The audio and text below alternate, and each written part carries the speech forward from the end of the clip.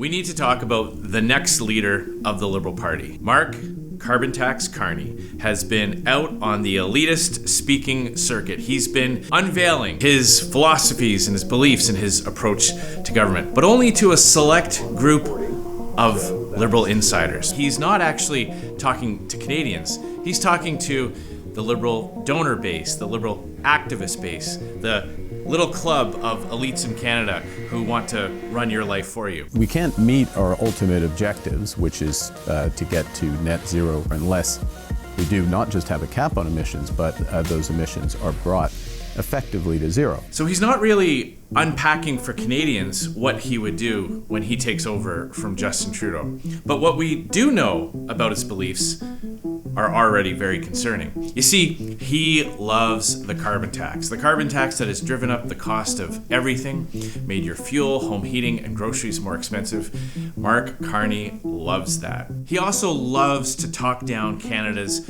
oil and gas sector. He badmouths it all around the world. He even calls for government policy to leave our natural resources in the ground. Maybe up as much as half of oil reserves, proven reserves, need to stay in the ground if we're going to get to where we are.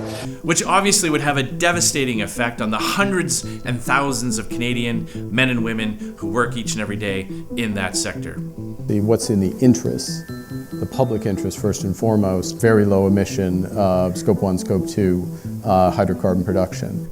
And here's the scary thing about Mark Carney. You see, as he attacks the Canadian men and women who work in our country's natural resource sector, he is actually the chair of Brookfield Asset Management. Now, what does Brookfield Asset Management do? They invest in oil and gas projects. The only trouble is, not here in Canada.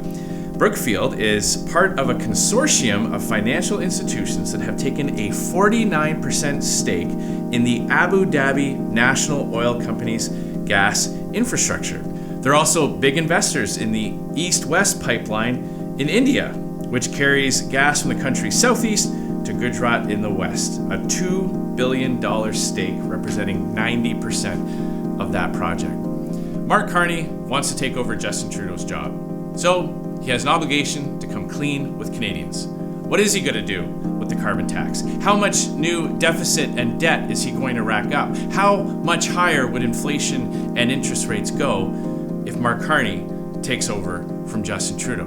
Now, Carbon Tax Carney and the other Liberal elitists, they like to travel around the world playing with people's lives. They like to sit in their ivory towers and make rules and plans for the rest of us to follow, while they never have to face the harsh consequences of their terrible policies. This already shows that he's going to follow in the same steps as Justin Trudeau. Rules for everyone else while they get to live their protected lifestyles. Well, the very least he can do is come clean with Canadians. Show up at committee, answer questions, and be honest with the people of this country about what he would do when he takes over from Justin Trudeau. Tomorrow, Conservatives will move a motion at Finance Committee calling on Mark Carney to come and testify and be accountable for his positions and his policies. So watch tomorrow. The NDP have a choice. They can either vote with Conservatives for maximum transparency and accountability, or they will vote once again to cover for Justin Trudeau and protect him and his successor from scrutiny from Canadians.